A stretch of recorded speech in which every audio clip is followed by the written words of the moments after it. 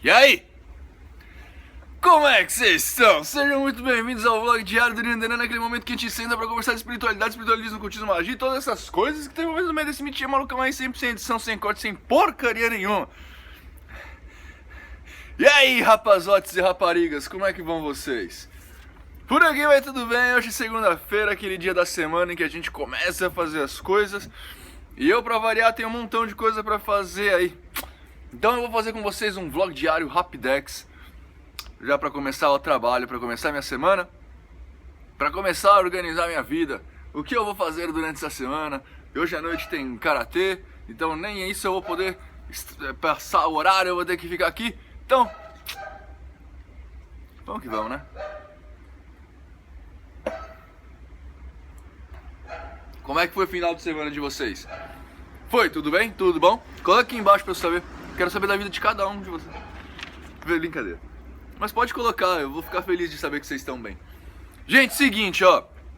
Como na sexta-feira eu fiz mais uma reflexão do cinzenta, né? Em vez de fazer um vlog diário nos moldes normais, acabou acumulando questão, tá? Mas ainda assim, não deixem de compartilhar o vídeo pelas redes sociais aí, porque isso dá uma força brutal pro nosso vlog existir, né? O vlog só existe porque vocês mandam perguntas, então cada vez mais pessoas estiverem aqui, mais perguntas vão ter e mais a gente vai respondendo, beleza? E mais eu vou aprendendo com vocês, vocês vão aprendendo comigo, a gente faz aquele bololô gostoso e é etc e tal aí.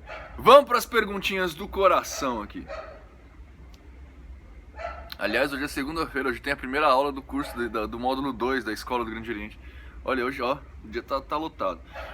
Nino Derani, quando você fala de energia aqui, para mim, vira um leque de vários sentidos, né? Igual acho que eu falei disso aqui, né? Nino, minha família toda é espírita e eu tenho dificuldade para acreditar.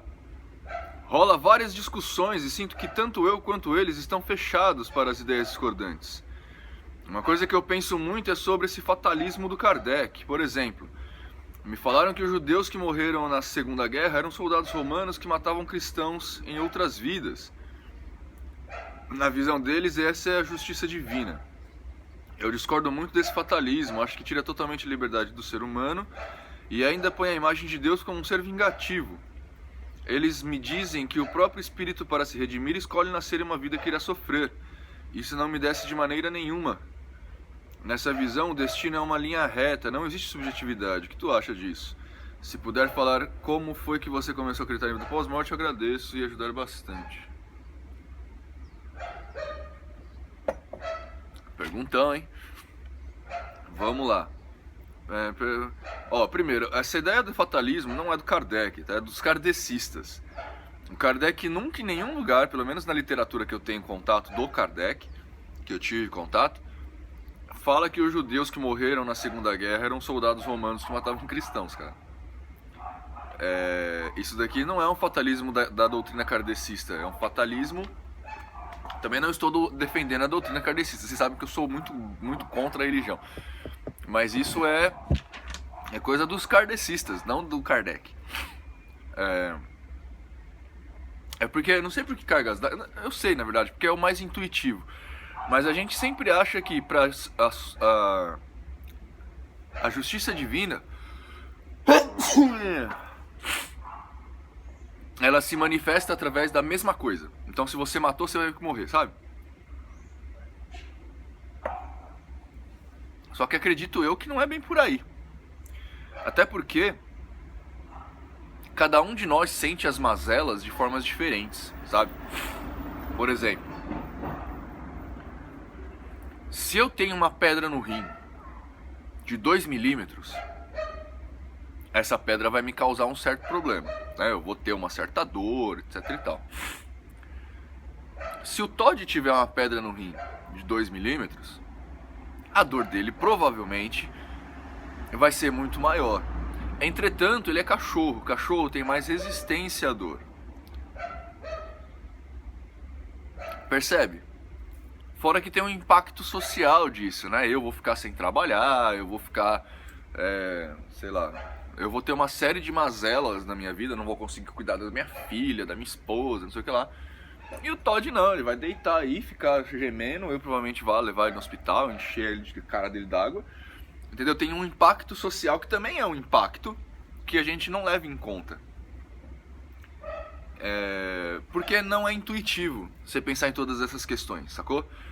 Então é aquela coisa que geralmente o pessoal fala, Nino, se alguém me fez um mal, eu faço o mesmo mal pra pessoa. Isso é vingança, isso é justiça. Não sei, cara, porque eu não sei qual que é. Sei lá, às vezes, um exemplo tonto, mas às vezes você matar meu pai não vai me machucar tanto quanto eu matar o seu, machucará você. Entendeu? Então, isso daqui não é da doutrina kardecista, cara. Essas questões assim, o Kardec nunca estabeleceu juízos de valores. No sentido de se você matou, você vai morrer. Se você é machista, vai voltar como mulher. Isso nunca foi estabelecido, pelo menos do que eu tenho contato da doutrina do Kardec, que é muito pouco. Isso não está estabelecido não, tá? Isso é coisa dos kardecistas. E aí já é outro porém. Aí já tem um caráter muito mais de me deixar bem, sabe? Às vezes a gente olha pra algumas coisas, tipo, a pessoa tá passando fome na rua, no frio, etc e tal, a gente olha e fala, mas ele fez alguma coisa no passado e tal. Então, tipo, é mais fácil pra mim encarar desse jeito, sabe? Na visão da fatalismo, acho totalmente liberdade do ser humano ainda põe a imagem de Deus como ser vingativo. Eles dizem que o próprio espírito pode se redimir, escolhe nascer uma verdadeira sofrer. Isso não me desce de maneira nenhuma. Cara, isso não te desce porque você também tá tendo uma visão meio é uma visão que é intuitiva, tá? Que nem os seus pais aí. Só que ela não tá levando em conta um montão de coisa. Olha só.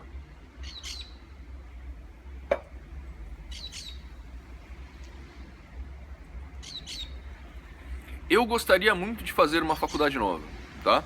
Eu tenho pensado, acho que eu já até comentei aqui com vocês, ou no Facebook, sei lá.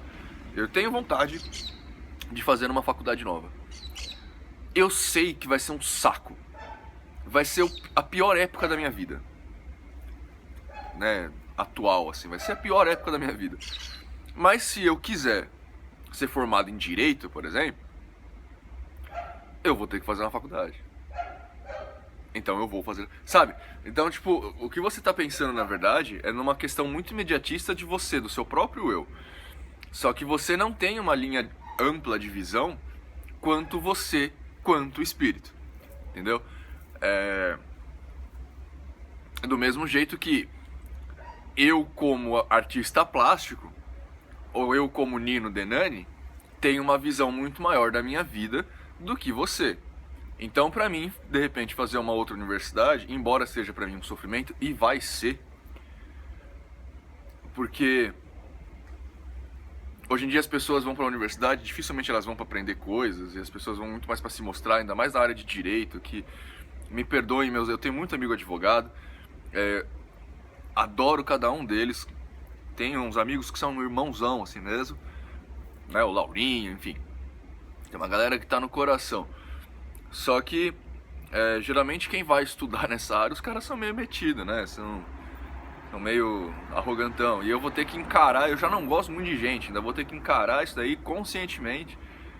Sabe? Tipo, enfim, pra mim vai ser um sofrimento, eu sei que vai ser um sofrimento. Mas se eu quiser me formar em Direito, eu vou ter que fazer faculdade. Sacou? Qual que é? Então, certas coisas que você sofre, você sente dessa forma porque você está com uma visão muito imediatista, muito individualista e que é perfeitamente normal, tá? Eu não estou falando que você é burro, ignorante, nada disso. Aqui, realmente, a gente tem essa visão mais limitada. Diz a lenda que quanto espírito a gente tem a visão um pouco mais ampla, assim como eu estou tendo essa visão da minha vida de forma mais ampla que você teria da minha vida, por exemplo, tá? Então é isso, se puder. Mas isso não limita de forma alguma o livre-arbítrio, porque na verdade quem escolhe o renascimento é o espírito. Ele fala, eu quero passar nessas provações. Assim como eu quero passar nessas provações para ter um diploma. É a mesma coisa, sacou?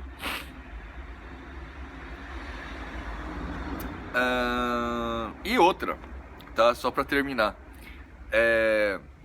O fato de você ter escolhido passar por uma uma determinada série de provações não quer dizer que você passará por essas provações. Por exemplo, você fala assim, olha, eu quero renascer numa família pobre, paupérrima, porque eu quero aprender a humildade, não sei o que lá. Só que aí você nasce numa família paupérrima e aprende essa lição muito rapidamente. Então, digamos, na adolescência você não precisa mais, você já entendeu qual que é o caso. Aí na adolescência você consegue mudar de vida. Entendeu? Não precisa ser exatamente...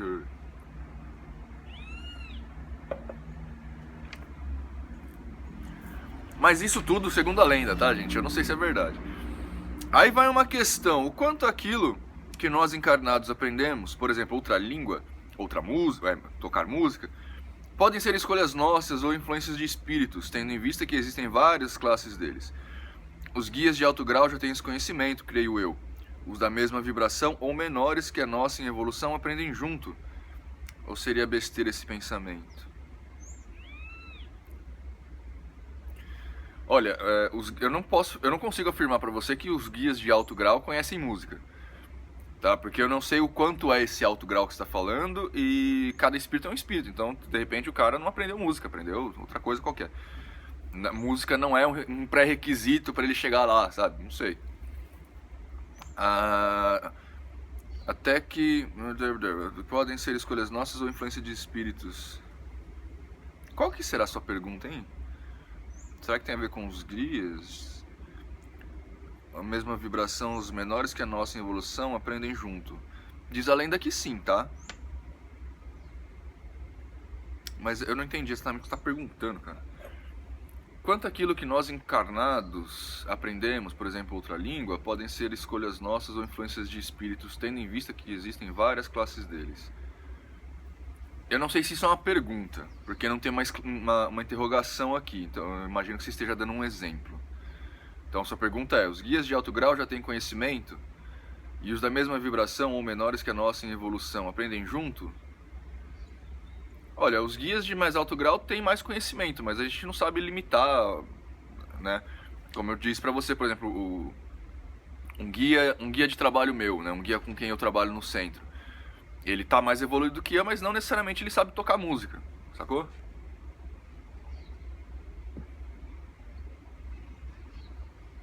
Ao mesmo tempo tem tem espíritos menos evoluídos que aprendem comigo, mas se foi isso que você perguntou, Se, por exemplo, essa pergunta é demais, cara. Eu vou te decepcionar, mas ela é bem legal. Um astronauta morrer na Lua, seu espírito fica retido lá?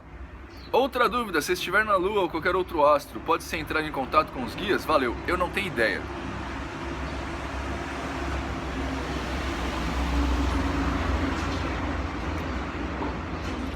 Eu não faço a menor ideia. Com relação a entrar em contato, eu acredito que sim, que possa, tá? Porque esse contato não necessariamente... Eu não sei qual que é o mecanismo. Quer dizer, eu tenho algumas teses do mecanismo de incorporação, ou de contato mediúnico, né?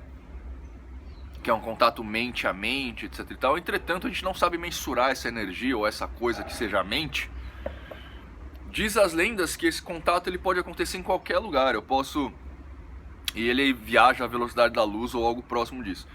Então, por exemplo, eu posso estar incorporado com o Exu Todd na casa da Vó Maria Rosa e o espírito Exu Todd pode estar no Tibete meditando nessa hora. Então, o que é bem engraçado, porque pra você ver como é que são as coisas, né? Na minha época de menino, na época que eu comecei na Umbanda, era muito comum ir pessoas no centro que eu frequentava, e essas pessoas falavam, não tem ninguém incorporado ali. E não só nesse centro, né? Várias vezes eu pegava essas conversas em outros centros, assim. Então a pessoa falava, não tá incorporado, não tô vendo o guia ali, sou médio vidente, não tô vendo... E eu sempre pensei, falei, que estranho, né? Porque o guia não precisa estar ali. Ele pode estar Então, assim, eu acho que você conseguiria incorporar, por exemplo, na Lua. Mas eu acho, tá? Eu não tenho relatos disso, assim, eu não sei. Mas é bem legal a sua pergunta, cara, de verdade. Contato com os guias. Ninão, poderia falar um pouco sobre os essênios? Agradeço. Abraço de Portugal. Abraço, Portugal! Gente, tem bastante gente de Portugal aqui, né? Portugueses, coloquem... Tinha o KRZG, que participava das lives. Hoje em dia ele não aparece mais. Mas vocês podiam colocar aqui, né? Oi, Nino, sou de Portugal. Quem é de outros países, coloca aqui pra eu saber de onde vocês são. Eu sei pouco sobre os essênios, velho. Essênios eu sei que era tipo uma tribo nômade de uma religião específica, acho que de judeus mais místicos, né? Em vez de chamar judeus místicos, chamavam essênios. Eu não sei o que te dizer disso, cara.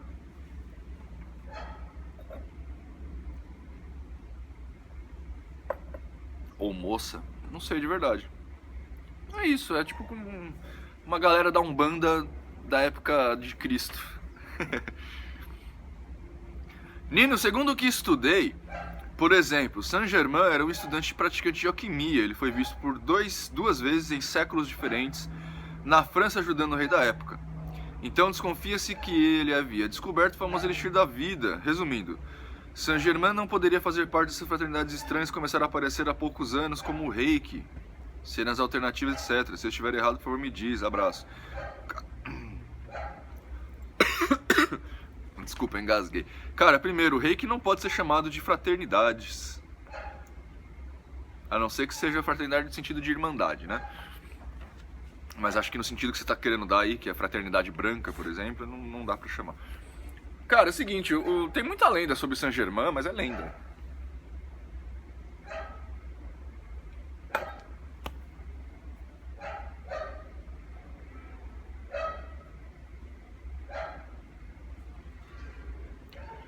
Tem alguns problemas com a sua questão.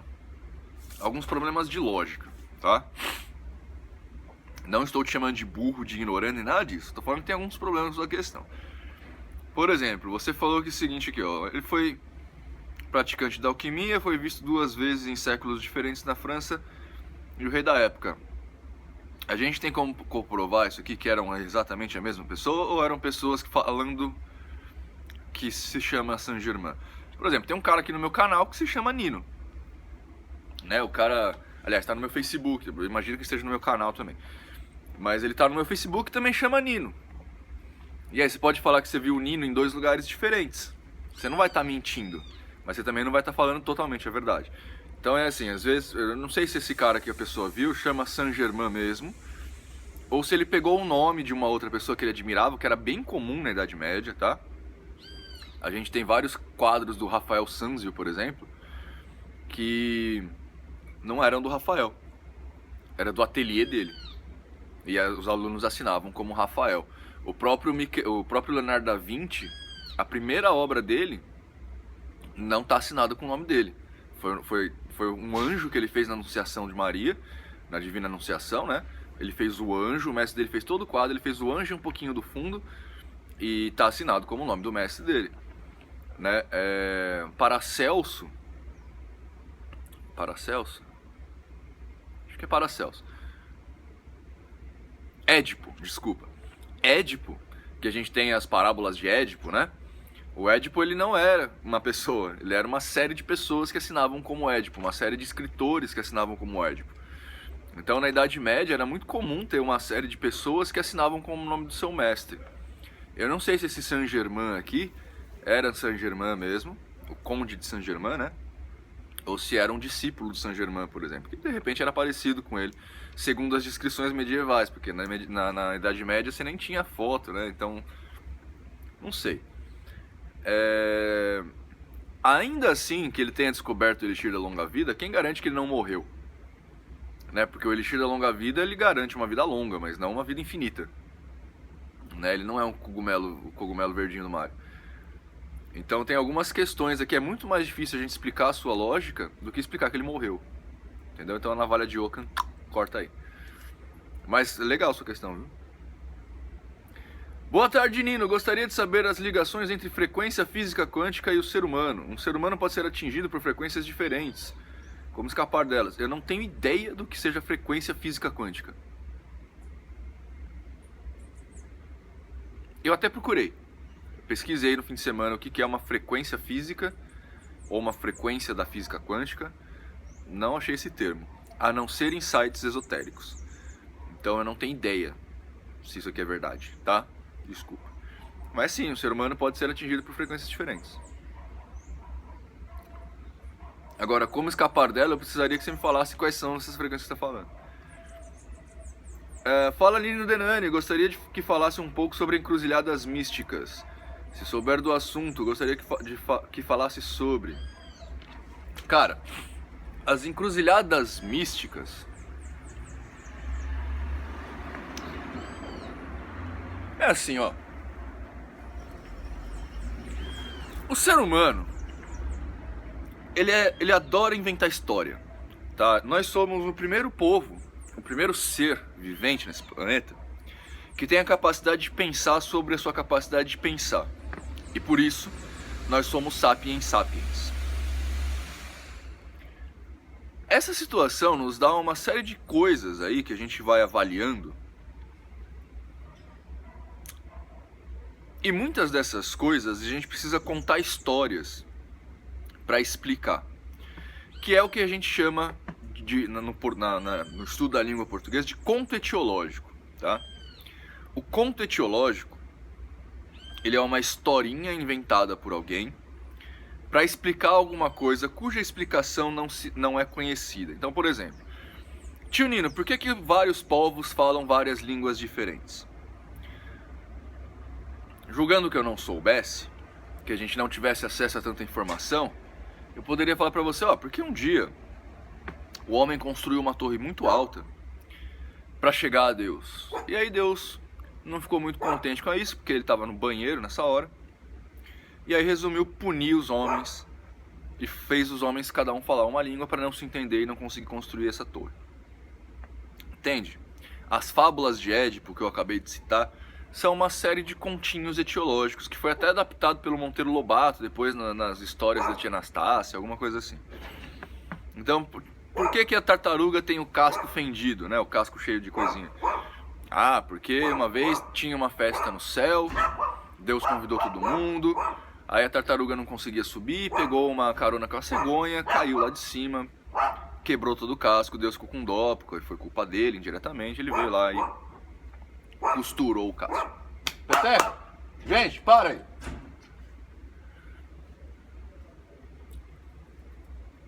Então, quando a gente se depara, por exemplo, numa situação, vamos pegar os nossos primeiros ancestrais, ou os primeiros que a gente tem contato civilizado, né? Os africanos lá, né? Eu imagino assim, um povo que não é essencialmente nômade, mas que ele está estabelecido numa tribo, num lugar árido, por exemplo. Ou melhor, ele está estabelecido numa tribo, num lugar onde a floresta, ali mais pro sul da África, por exemplo, onde a floresta começa a crescer e tal. Ele está dentro da mata, aí ele está andando. Aí no caminho que ele está fazendo, ele vê uma encruzilhada. Ele olha para um lado, aí ele olha para o outro. Não sabe se esse caminho é um caminho de javali, por exemplo. Eu nem sei se tem javali na África, mas não sabe se esse caminho é o caminho de uma fera, de uma besta. Se é um caminho que passa uma outra tribo, né? Os guerreiros de outra tribo, por exemplo, passou por ali. Enfim, ele tá ali numa encruzilhada e não sabe o que tá vindo. Não sabe nem para onde vai, nem o que vem dos lados. Então é uma situação que, se você tá perdido no meio do mato, eu imagino que incomode um pouco. E aí você cria uma série de mitos do protetor da encruzilhada, né? Aquele cara que não vai deixar, sabe, você ser, quando você passar na encruzilhada, você esbarrar com um guerreiro da tribo oposta e ser capturado, etc e tal. Tanto que os guardiões da encruzilhada, geralmente eles têm uma figura um pouco mais parruda, um pouco mais guerreira, né? Um pouco mais dotado de energia masculina. Não que eles sejam homens, necessariamente. Mas a energia masculina é uma energia, tradicionalmente falando, energia positiva. Masculina é uma energia de guerra, uma energia de fronte, uma energia ativa, né? Então, geralmente, os guardiões da encruzilhada têm esse caráter, justamente porque é um momento que você nessas situações mais anteriores, né, está pedindo por algum tipo de proteção. Mesmo hoje, é que hoje é mais difícil da gente pensar, porque tá tanto no nosso dia a dia que a gente não percebe. Mas vai você tá de carro dirigindo, você vai chegar num cruzamento, numa encruzilhada, o que você faz? É um momento meio tenso ali, porque você tem que parar, você tem que olhar para os dois lados, tem que ter... Aí você olha para um lado, já não sabe se está aparecendo um carro aqui, aí você tem que olhar de novo, você vai todo inseguro, né? Você tá andando, vai passar numa encruzilhada aí, você tem que olhar para um lado para ver se vem carro, olha para o outro, tem que vir um aqui que cruza. Então, a encruzilhada, ela é um momento de tensão para o ser humano desde sempre, tá? E aí, como todo momento de tensão, cria-se uma série de mitos e lendas para esse momento em específico, para esse lugar em específico, tá? Então você cria os guardiões ou alguma coisa assim, Exu, né, alguma coisa assim, que são geralmente essencialmente masculinos, não no sentido de gênero, né, mas no sentido de energia. Então você pode ter uma guardiã da encruzilhada, mas essa guardiã vai ser dotada de energia masculina, né? No sentido de ser mais guerreira. Por exemplo, geralmente, sei lá, uma Maria Mulambo, para vocês que ficam mais girando nesse mundo, a Maria Mulambo, que é uma pombagira, né, uma entidade feminina da Umbanda, ela é uma entidade feminina dotada de energia masculina. Ela é uma guerreira, né, ela é frontiça, assim, ela é que bate no peito, etc. É muito diferente de uma Maria Padilha. A Maria Padilha, ela é uma pombagira dotada de energia quase que completamente feminina, né? Só pra... Então ela tem a sua batalha, etc e tal, mas ela não é uma guerreira. Ela batalha de outras formas, né? Mas é isso, cara. Isso é a encruzilhada mística, tá? É lógico que você vai trazendo essa lenda pra cá, ela vai ganhando recapeamentos, né? Ela vai sendo recapeada, vai sendo dada uma outra... vai embelezando, etc e tal, mas essencialmente é isso. Ela é oriunda de um medo, de um receio que a gente tinha, e a gente se pedia proteção por isso. Porque eu imagino você tá andando no meio da selva, você e a sua flechinha de madeira, sua lancinha de madeira, aí você passa numa encruzilhada e na hora que você olha pro lado assim tem uma família de javali. Né? Porque você tá passando no caminho da alimentação do javali. Então, eu acho que é isso, tá, meu? Olha, por isso é hoje, tá? Por hoje é só, eu vou trabalhar, beleza? Espero que vocês tenham uma ótima segunda-feira. Pessoal do curso, vejo vocês à noite. Amanhã, primeira aula do módulo 1, aqui em Sampa, 20h30, Rua Curuçá 485, beleza? Quem quiser aparecer, quem tiver curioso, aparece lá. A primeira aula é alinhamento expectativo. Então a primeira aula é essencialmente para explicar o que é o curso, quem sou eu, essas coisas todas, beleza? Então espero vocês lá, abraços!